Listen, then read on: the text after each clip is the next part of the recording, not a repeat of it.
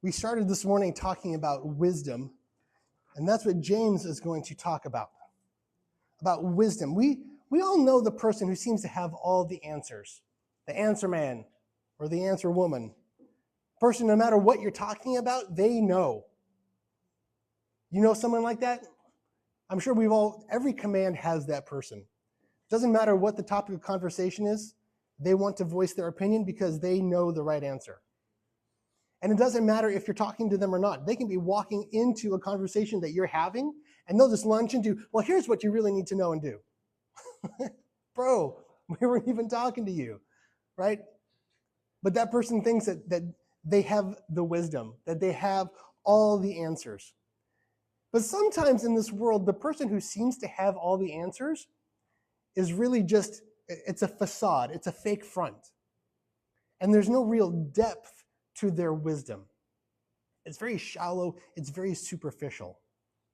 And today we're going to see in James chapter 3 that wisdom is vital to our lives. James is really big about the idea of having wisdom in our lives. But like everything else James talks about, he always comes down to the practical so what. Doesn't matter what you believe if it doesn't play out in your life. And he has the same approach to wisdom. It doesn't matter what kind of wisdom in your life is there if it's not playing out in a very real, practical way. So he's going to talk about wisdom, but specifically, he's going to talk about heavenly wisdom versus earthly wisdom. A godly wisdom versus a very human and even demonic wisdom. And James wants us to make sure that we are tapping into the right kind of wisdom and not the wrong kind of wisdom. And to understand that godly wisdom transforms our character and our behavior. Because if the wisdom that you follow is not transforming your character and your behavior, you're following the wrong wisdom. So let's dig into it. James chapter 3.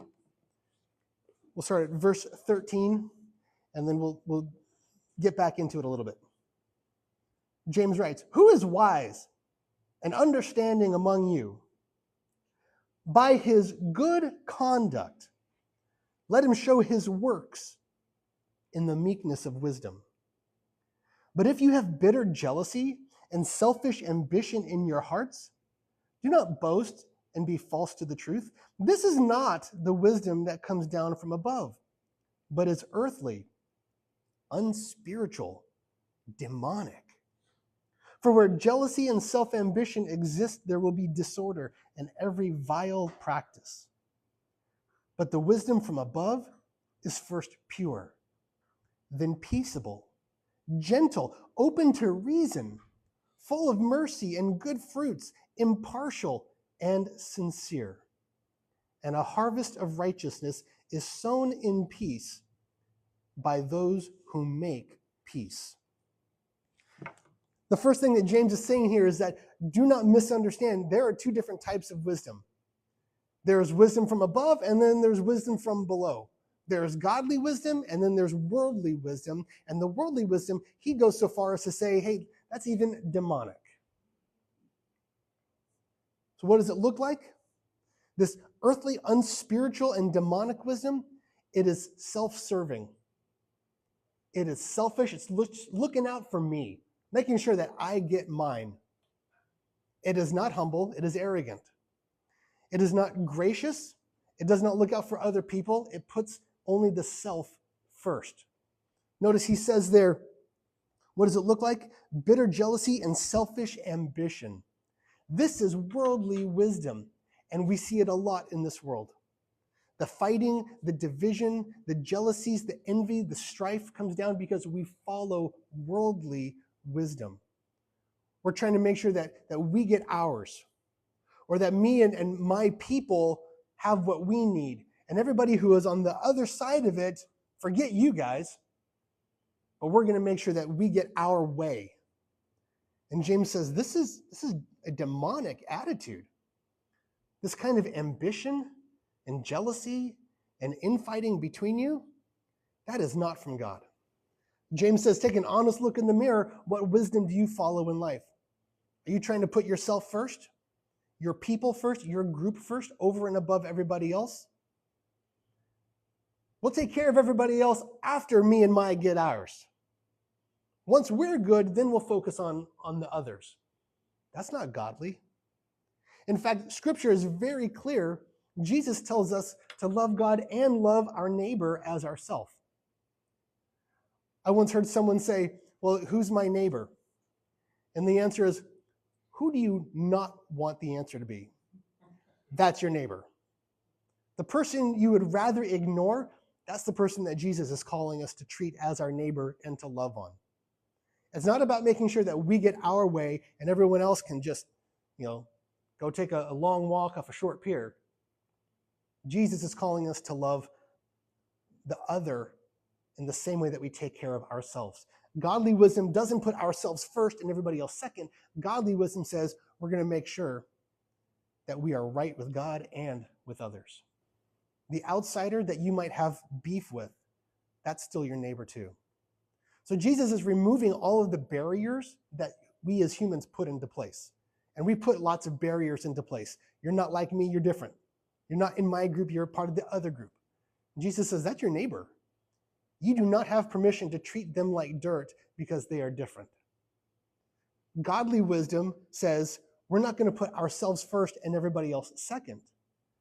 We're going to make sure that we treat people the way that God treats people. We don't let ourselves be driven by self-interest or power or wealth at the cost of other people.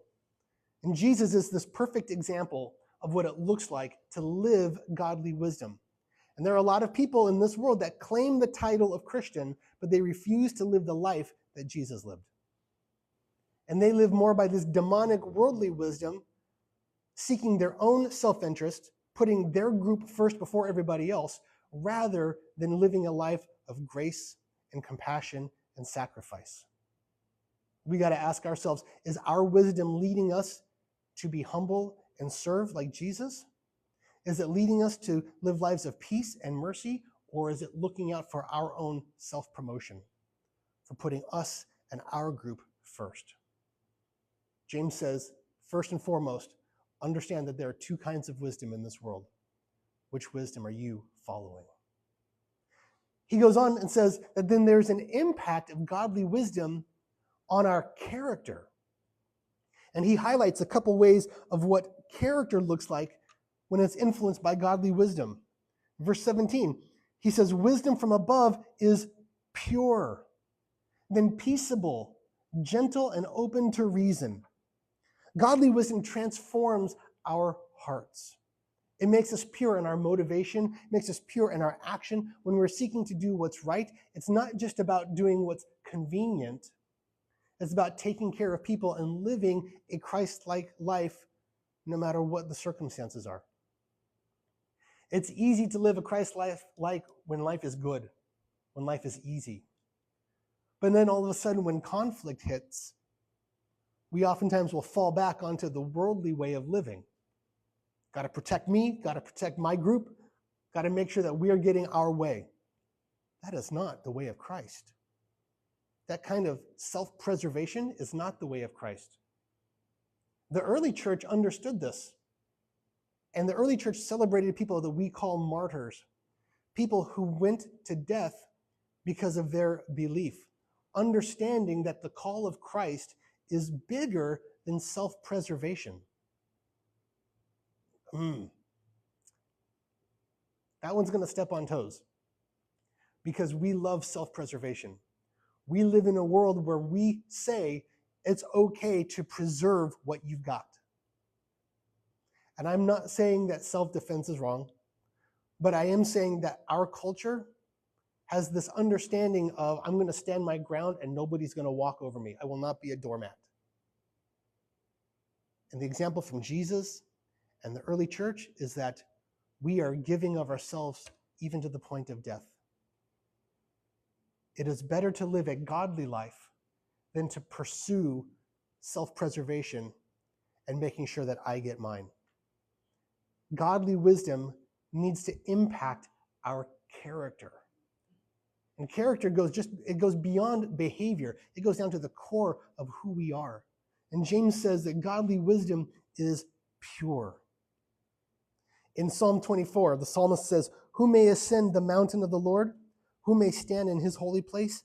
The one who has clean hands and a pure heart."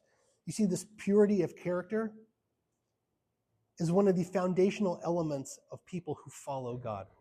When we live in godly wisdom, it changes who we are. And James goes on, he says, this kind of godly character that follows heavenly wisdom, it's peace-loving and considerate. As an individual, you need to be a person who pursues peace. A person who says, I will not let conflict reign. The personal drama that so many people love, that's not who I am. As a follower of Jesus, I need to be someone who works to build and pursue peace. Godly wisdom makes us peace-loving and considerate of other people. Jesus himself said, "Blessed are the peacemakers." The peacemakers, for they will be called children of God. Are we quick to stir the pot, or are we those who seek peace? Pot stirrers or peace seekers? Spend any time on social media and you'll find a lot of people who love to stir the pot. They just love to troll. They love to get people's emotions riled up. They don't even have a personal dog in the fight. They just like to make trouble. That's not the way of Christ. The third thing I want you to see is that godly wisdom is evidenced in our actions. Again, at verse 17, he says, godly wisdom is peaceable, gentle, open to reason, full of mercy and good fruit. Now, good fruit means that you look at the tree and what it produces. If we live to godly wisdom, it's going to produce things in our life. And there needs to be an evidence of godly wisdom through our actions and behavior. We need to be people of mercy and compassion, and that's lost in our culture. We don't believe in mercy. We don't believe in compassion. You're different from me, man, I'm going to bring everything I've got, both barrels. I'm going to let you know why you're wrong, and I'm going to let you know that you're headed in the wrong direction. And that's not the way of Christ. Christ calls us to be merciful, to be compassionate. Like the story of the Good Samaritan we talked about. Even to people who are not in our group, are we willing to treat them with mercy and compassion and kindness no matter what? If we follow godly wisdom, this is how it plays out in our lives. If you say that you believe in Jesus and you follow him, but you don't live with godly wisdom playing out in your life, what's the point? Anybody can claim anything, but if you haven't put in the work, it's stolen valor, right? Let's put it in a military context, right? Marines are really big on people who wear the uniform and have never earned that. James is saying in the same way, if we claim that title, and you guys claim the title of United States Marine, that means that it's got to play out in your life. James says if you claim the title of Christian and it's not playing out in your life, that is spiritual stolen valor. You are a faker, you're a poser, and you're no better than any demon. James calls us to be peacemakers, to be people of compassion. Godly wisdom is not just a way of thinking, but it's a lifestyle to be lived. We hold up a mirror to ourselves and say, we ain't doing it right. We need to do better. We need to be following godly wisdom and be people who pursue peace, compassion, mercy, and open to reason. This is who we are called to be. And so our call this morning is to be willing to let go of worldly wisdom and say, no, God, you're calling me to something different. And I need to live godly wisdom in my life.